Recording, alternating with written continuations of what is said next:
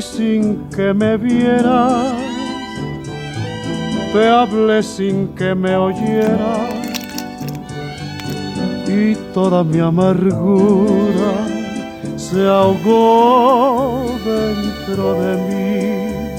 Me duele hasta la vida saber que me olvidaste, pensar que ni desprecio merezca yo de ti.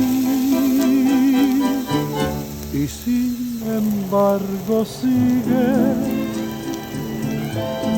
unida mi existencia,